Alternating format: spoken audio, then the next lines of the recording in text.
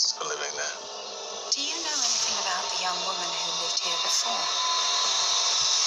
A brand new thriller, The Girl Before, starts Sunday at 9 on BBC One and iPlayer. Good evening. We've got one of those satisfying, warming, midweek match of the days under the lights for you.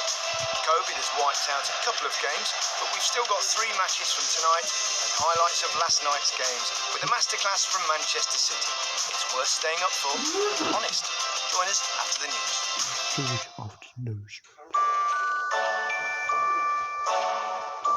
Now on BBC One at 10 o'clock, the BBC News with Clive Myrie. Tonight at 10, the UK records more COVID infections in a single day than at any time since the start of the coronavirus pandemic. The fear is the NHS could be overwhelmed as the new Omicron variant spreads at a phenomenal pace.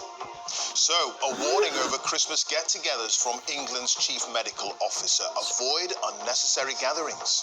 I really think people should be prioritising those things and only those things that really matter to them. Record numbers of people get their booster jabs, but the new variant is doubling infections every 2 days. It's probably the most significant threat we've had since the start of the pandemic, and I'm sure, for example, that the numbers that we see on data over the next few days will be quite staggering. We'll have the very latest also tonight. The cost of living is rising, with latest inflation figures at their highest rate for a decade. A life sentence for the murderer of 16-month-old Star Hobson. The toddler suffered catastrophic injuries at the hands of her killer. And a rise, Sir Lewis Hamilton, as the Formula One star is knighted for services to motorsport. Here in the East, concerns that vulnerable and housebound people waiting months for a booster jab are facing a free-for-all. And the task of keeping schools open, the relentless pressure on teachers.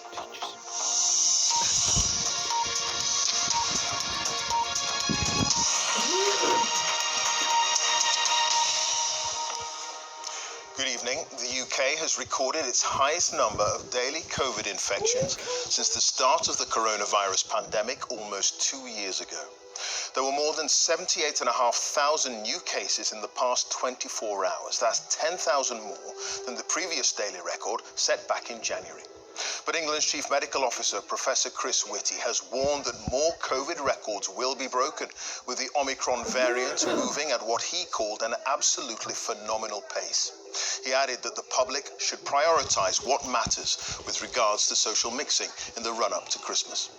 Boris Johnson has again urged people to get their booster jabs as part of what he called the great national fight back against the Omicron variant. With the very latest, here's our political editor, Laura Koonsberg. Are we staring down the barrel of a terrible outbreak of the virus? Are we looking at the signs of impossible pressure for the NHS?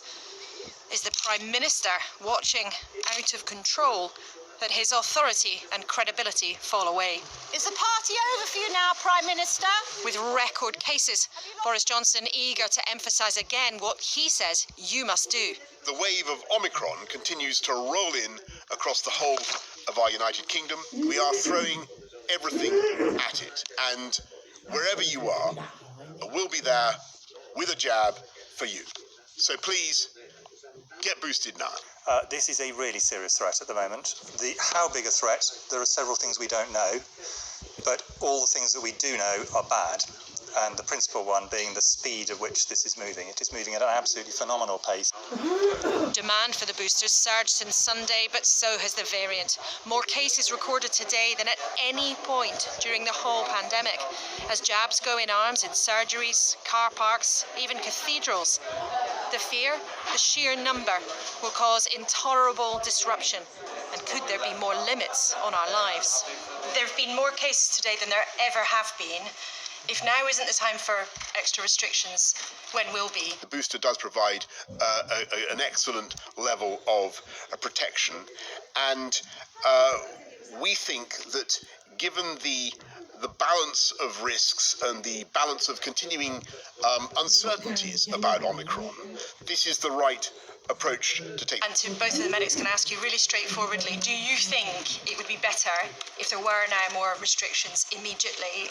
I think that what most people are doing is, and I would think this seems very sensible, is prioritising the social interactions that really matter to them, and to protect those ones, deprioritising ones that matter much less to them. And I think that's going to become increasingly important as we, for example, go into the Christmas period. The country's top doctor at pains several times to say, unless it really matters to you, stay at home.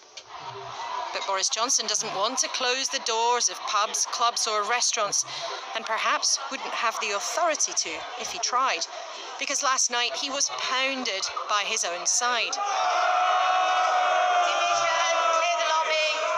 100 Tory MPs rejecting COVID passes, and proud.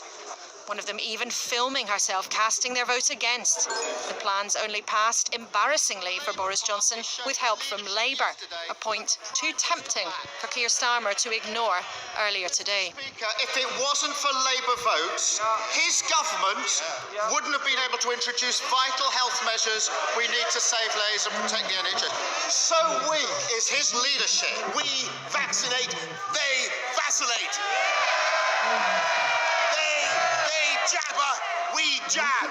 Yet the government and we all are grappling again with a fast-moving crisis. But the Tories can be accused of having to deal with their own mistakes rather than what matters, with the risk from the virus to our health and wealth. Any wrong move could have a terrible cost. Laura Kunzberg, BBC News, Downing Street. Arguing with him. Well, let's take a look at the latest COVID figures in detail. And there were 78,610 new cases in the latest 24-hour period. That's 10,000 more than the previous record for a single day on the 8th of January. On average, 57,838 new infections were reported every day in the past week. The number of people in hospital with COVID now stands at 7,673. There were 165 deaths recorded. That's of people who died within 28 days of a positive test, which means 115 COVID-related deaths were recorded on average every day in the past week. On vaccinations, almost 657,000 people had their booster jab yesterday, which is a record, bringing the average to just over 490,000 a day in the past 7 days. More than 24,700,000 people have now had a booster jab. Well, with his assessment of the significance of the latest figures, here's our health editor, Hugh Pitt.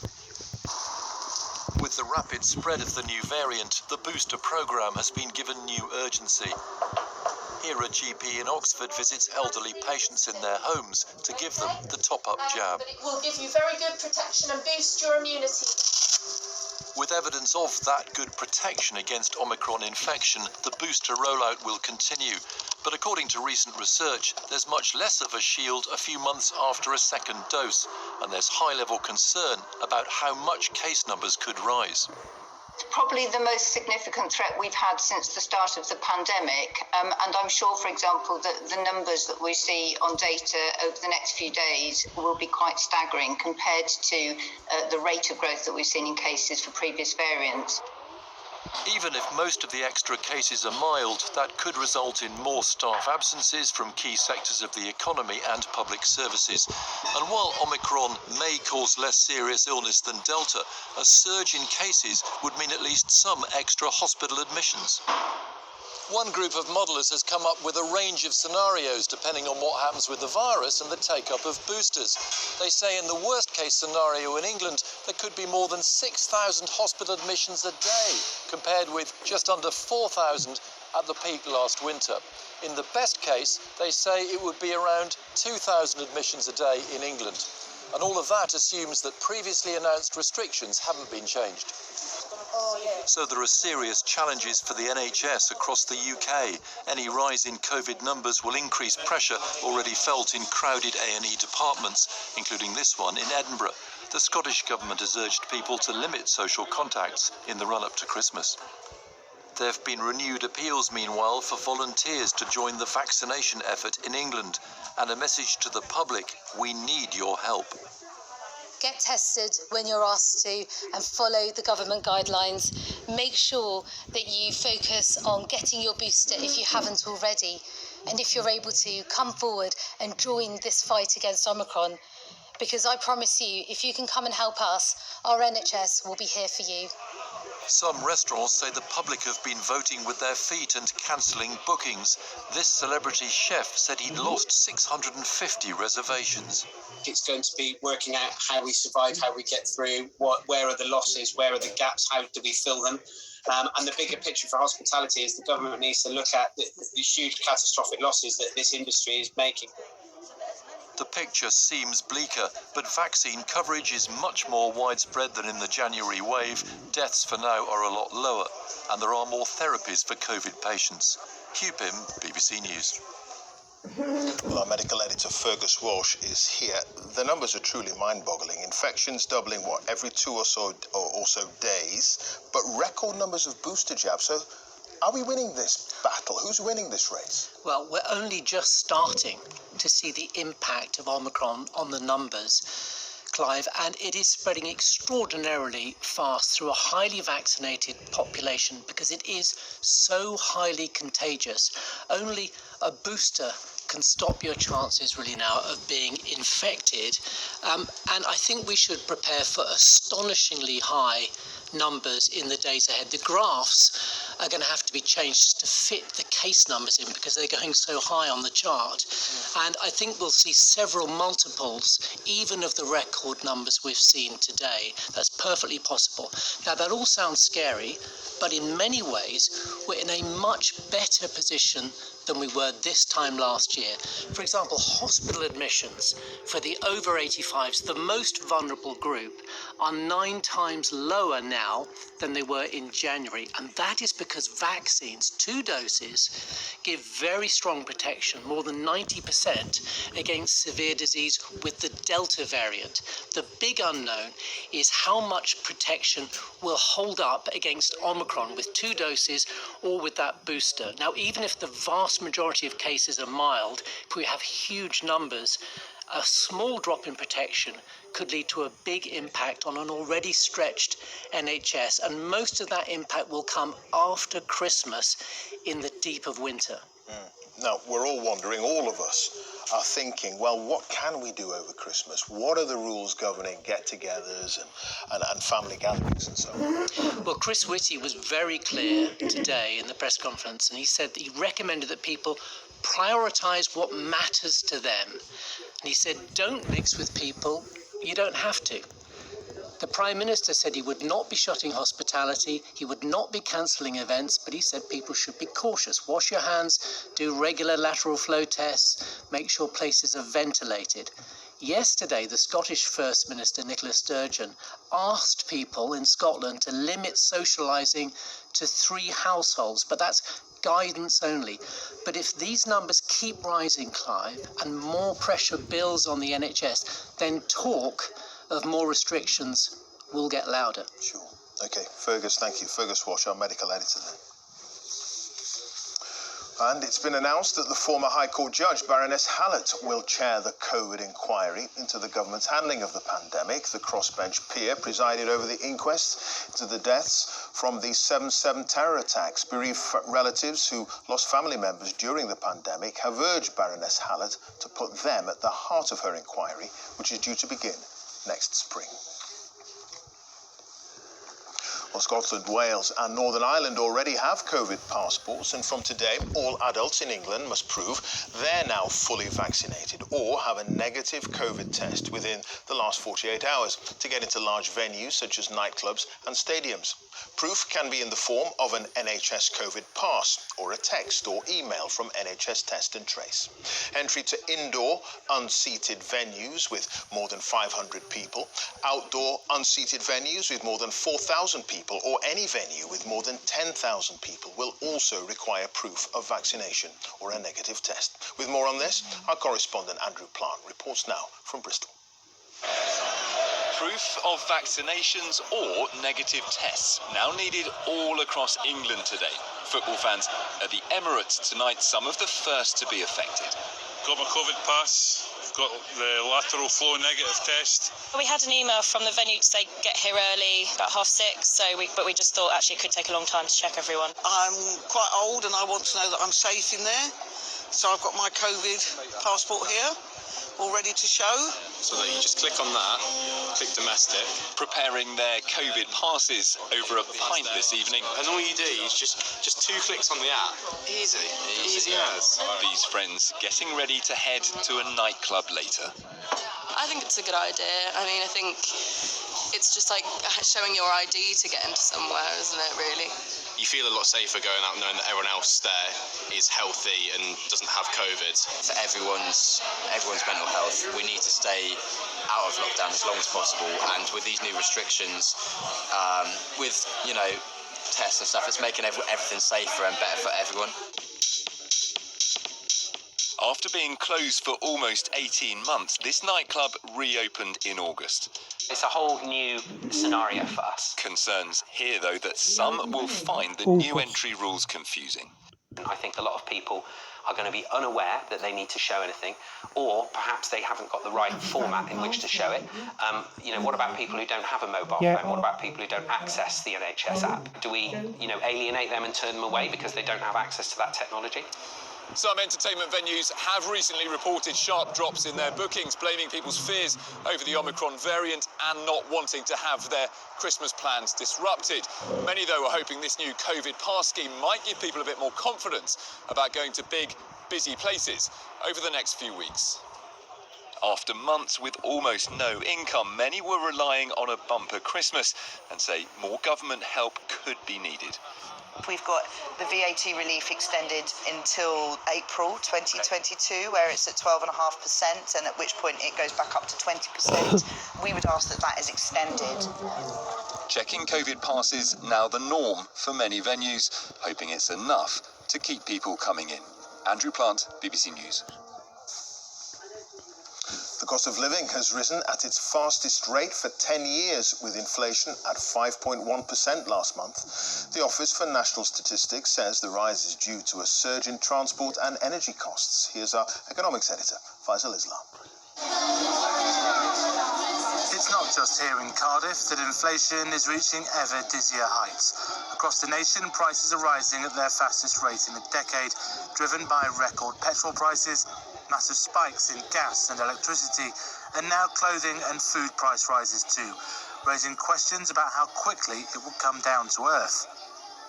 The official rate of inflation reached 5.1% in November, the highest level since 2011, and well over double the rate targeted by the Bank of England. The older unofficial retail price index measure, still used by some government departments and to set some bills, reached 7.1%, the highest level in over 30 years. This reflects the everyday experience of those at the Cardiff Christmas market, with widespread price pressures and now uncertainty over the spread of the variant. Food has gone up, travel has gone up, everything to do with everyday living, really. So people are still buying, but I think they're considering it more carefully. Importing my cheese has gone up, and lots of other things like diesel at the moment as well. It's just increasing in the cost. But I think because we've had such a long time locked down, people have got a little bit more spare money. If, as we fear, there may be some further social restrictions, what do you think that's doing to consumer confidence? I would imagine it'll kill it off. That same uncertainty affects the decision makers at the Bank of England, pondering whether to raise interest rates tomorrow. Significant price rises are with us for months to come. Just how many months depends on whether price rises lead to wage rises and then further price rises, a kind of spiral. But the fact that unemployment did not rise after the end of the furlough scheme means the Bank of England thinks it has the green light to start raising interest rates slowly. That could come tomorrow, but because of the Omicron variant, it could also be delayed until February. But it's energy prices that will continue to rise into next year, affecting those on fixed incomes, such as Chrissy, a pensioner in Somerset, whose bills have gone from £1,000 a year to over £2,000. Just incredibly worrying, because you don't know where it's going to end. You know, how much more is it all going up? It is mainly energy. But there's other things too. Petrol, yes, at a ridiculous price. With taxes salaries up, bills up further, and interest rates up too. It's going to be a tricky balancing act for many households this winter. Faisal Islam, BBC News in Cardiff. The woman who murdered 16-month-old Star Hobson after inflicting utterly catastrophic injuries on the toddler has been given a life sentence. Savannah Brockhill, who's 28, has been jailed for a minimum of 25 years, while the little girl's mother, Frankie Smith, has been given 8 years in prison for causing or allowing her daughter's death. A warning, this report from Danny Savage contains some distressing images. Star Hobson was murdered when she was just 16 months old. Today, the two people who should have loved and cared for her, but instead were responsible for her death, were sentenced for their crimes. And I knocked my cheek back as he could be stuck to yours like glue or something. This is Star with Savannah Brockhill, the woman who would later kill her. She was an amateur boxer with a violent temper, which she often took out on the toddler. She was sentenced to a minimum of 25 years in prison. The judge said she had shown no remorse. Star's mother, Frankie Smith, was jailed for 8 years for allowing her daughter's death.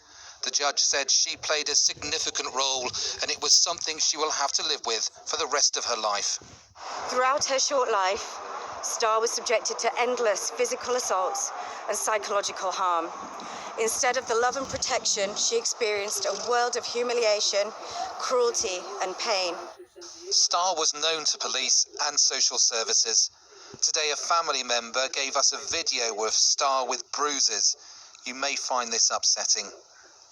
Taken days before she died, it shows injuries to her nose, cheek and ear, and led to her great-grandfather contacting social services. I've never seen a child in my life with a black ear, and it was coming into my head that she'd been slapped, which caused it, and that brought concerns to me.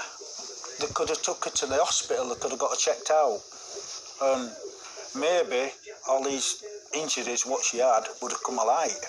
I just feel let down by them. Star, do you love your mums? Parliament was today told the murder of this child should be accompanied by sadness and bewilderment that it was allowed to happen. The government has Bradford City Council in its sights over what went wrong. Danny Savage, BBC News, Bradford.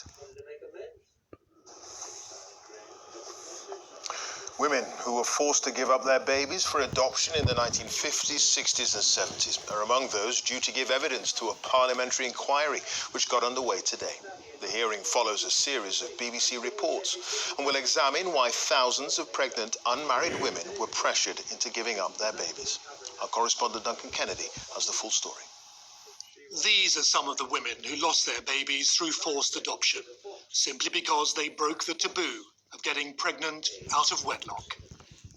Today they welcome the news that a parliamentary committee has begun to examine their traumatic experience. A great relief as much as anything, and gratitude that it's going ahead despite being long overdue. It's a wrench to part from your baby, but this mother has decided it would be better off. Hundreds of thousands of babies were taken from unmarried mothers for adoption in the 30 years after World War II. Today, following the BBC's reports, Parliament's Human Rights Committee began an unprecedented inquiry. One of the most fundamental human rights is the right to family life. And one of the most fundamental parts of family life is the right of a child to be with its mother and the right of the mother to be with her child. The mothers say they were pressured by parents, social workers, midwives and churches into handing over their babies, and say they hope the inquiry will recommend a government apology. It's just amazing that we finally got this far after over a decade even of trying to be heard, trying to get our voices out there. We want an apology because we deserve it. We have been wronged. There are thousands of us who have lived with shame and guilt, and it is time that that stopped. The birth mothers and adopted children will give their evidence to the inquiry next year, after what they say has been a lifetime of shame and guilt that should never have been inflicted on them. Duncan Kennedy, BBC News. The man who murdered 2 women in Kent more than 30 years ago and then decades later went on to sexually assault the bodies of more than 100 women and girls in hospital mortuaries has been told he will die in jail. David Fuller killed and then sexually assaulted Wendy Nell, who was 25, and Caroline Pierce, who was 20, in separate attacks in Tunbridge Wells in 1987. He was arrested in December last year thanks to advances in DNA techniques which linked him to the murders. Police discovered hard drives at his home on which he'd stored recordings of him abusing corpses at 2 hospitals in Kent, where he worked as an electrician. TV personality Katie Price has avoided a prison sentence after admitting drink driving while disqualified and without insurance following a crash in September. She was given a 16-week suspended jail term at Crawley Magistrates Court. The judge told the former model that she'd been incredibly selfish and showed no concern for the lives of others when the crash happened. President Biden has travelled to the state of Kentucky to meet survivors of last week's powerful tornadoes. The president, who was visiting the town of Dawson Springs, 3/4 of which has been destroyed, has announced that the US federal government will cover the entire cost of 30 days of clear-up in the state. At least 74 people died. Now, the racing driver Lewis Hamilton has been knighted at Windsor Castle just days after controversially losing out on a record 8th Formula One title. Sir Lewis received the honour for services to motorsports from the Prince of Wales. This evening, the sport's governing body, the FIA, has announced an inquiry into Sunday's race, saying the controversy around it is tarnishing the image of the championship.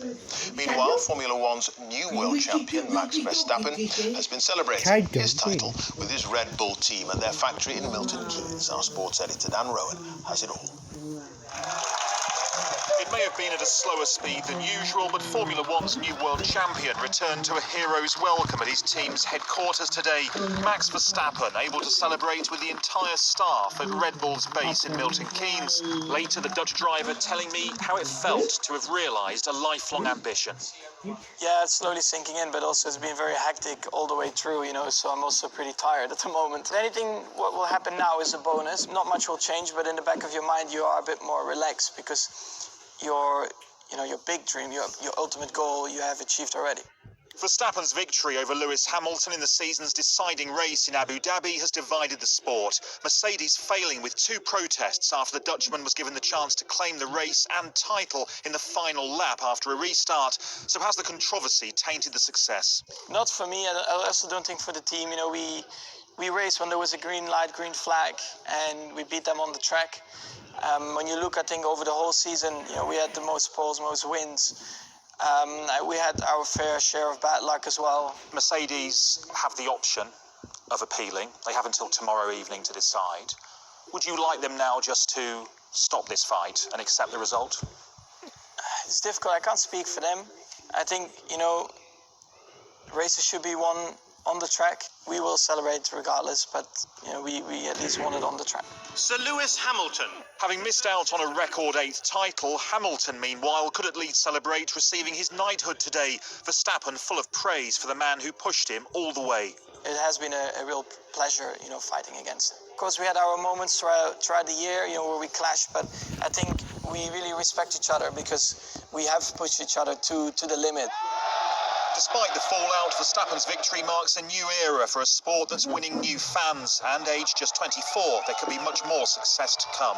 Dan Rowan, BBC News, Milton Keynes. That's it. Now on BBC One, time for the news where you are. Have a very good